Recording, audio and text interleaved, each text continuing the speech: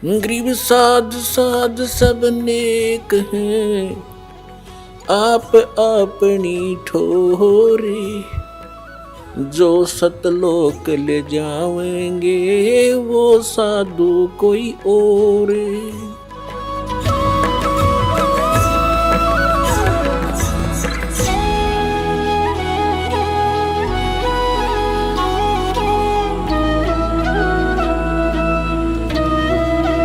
तो प्रश्न चल रहा उसी पर आते हैं।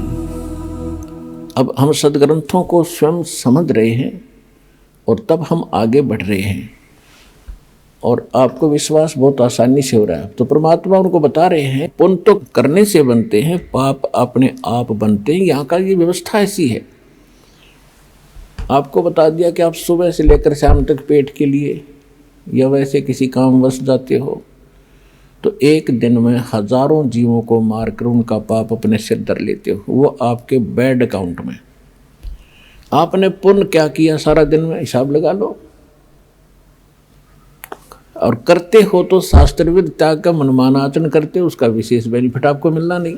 तो वो थोड़ा बहुत पुण्य करते हो, कहीं छोटा मोटा कोई भंडारा कर दिया पक्षियों को पशुओं को, कोई दाना वगैरह डाल देते हो, छोटी मोटी कोई धर्मशाला प्याऊ बनवा दी या कहीं कोई भंडारा कर दिया, कंबल बांट दिए, ये छोटे मोटे पुण्य हैं। ये भी शास्त्र विरुद्ध है। जो मूल उद्देश्य मनुष्य का वो सफल नहीं होता इनसे। अब जैसे जमीन है, 1 एकड़ जमीन, उसमें फसल पैदा करने के लिए गेहूं बाजरा ज्वार जो हमारी जीवन रक्षक है, हमारे जीवन की जो आवश्यकता है, उसको प्राप्त करने के लिए उस 1 एकड़ जमीन को कितनी बार तो बाना पड़ता है, संवारना पड़ता है।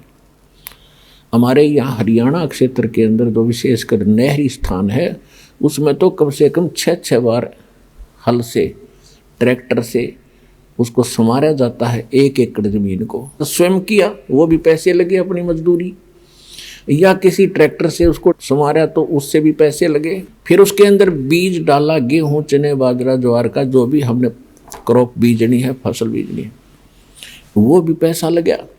फिर उसमें खाद डाला, उसमें पैसा लगा, दवाई डाली, उसमें पैसा लगा, और फिर उसको सिंचाई की, उसमें पैसा लगा। फिर उसको निकलवाया, मेहनत मजदूरी लगी या पैसा लगा। फिर वो 2 दाने घर आए और उसी जमीन को आप छेड़ो मत, 1 वर्ष देखना उसमें कितना अड़ंगा पैदा हो जाएगा, वह दिखाई भी नहीं दे जमीन, और कोरा कुबाड़ जामेगा जो आपके यूज का नहीं है। इसी प्रकार ये हमारा शरीर रूपी एक पृथ्वी है जहाँ हम रह रहे हैं। इस लोक में पाप तो अपने आप होते हैं बगैर किए, और पुण्यों को करने के लिए एक विधान है। जैसे फसल तैयार करने के लिए सारा प्रोसेस अपनाना पड़ता है, सारा तरीका अपनाना पड़ता है, विधि, तो तब वो गेहूं प्राप्त होता है, तब वो व्यक्ति सुरक्षित होता है, आवश्यक वस्तु से प्राप्त होती है। तो कहने का भाव ये है पुण्यात्माओं, तो परमात्मा ने कहा तुम कौन राम का जब ते जापम, तात कटे न ये तीनों तापम। तुम किस राम का भजन करते हो जिस कारण से आपकी साधना से, आपके द्वारा बताए गए इस मंत्रों से आपके अनुयायियों को लाभ नहीं हो रहा। आप उन भगवानों की भक्ति कर रहे हो जो आपकी किस्मत में लिखे हुए उन पापों का वो नाश नहीं कर सकते।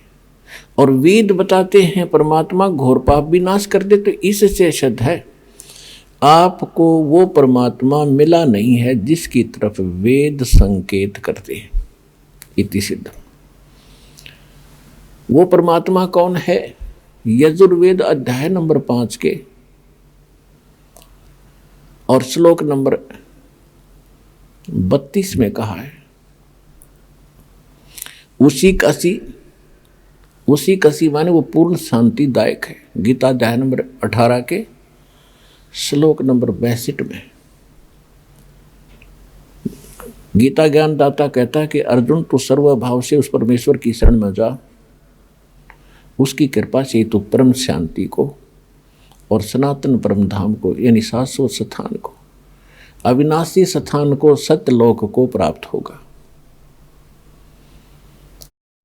परम शांति को प्राप्त होगा। अब वेद क्या बताते हैं? यजुर्वेद अध्याय नंबर 5 श्लोक नंबर 32 में कहा है, उसी कसी यानी जो पूर्ण शांतिदायक है, कबीर असी, वो कबीर है, वो कबीर परमात्मा है। वेदों में उसको कबीर देव कहते हैं, हम उसको कबीर साहब कहते हैं, और कुरान शरीफ में उसको अल्लाहु अकबर कहा है। वो कबीर असी बमभारी असी, वो कबीर परमात्मा है जो बमभारी माने बंधनों का, अरी माने शत्रु, जो बंधनों का शत्रु है। अंगारी असी जो पाप नाशक है, पापों का शत्रु। अग माने पाप, अरि माने शत्रु, जो पापों का शत्रु है, जो पाप नाशक है। और बमभारी जो कर्म बंधनों, जो हमारे, क्योंकि हम संस्कार से यहाँ फंसे हैं, हमारे संस्कार यहाँ पर हैं, तभी हम उन संस्कारों से जन्म मृत्यु में लगे हुए हैं। कभी किसी से हमारा संयोग है, किसी के हम पुत्र बन गए, किसी की पुत्री बन गए, किसी के पति बने, किसी की पत्नी बने। तो ये संस्कार हमारे जो हैं, इनके कारण हम बंद में हैं, और ये काल की बंद है, कैद है, बंदी गृह है।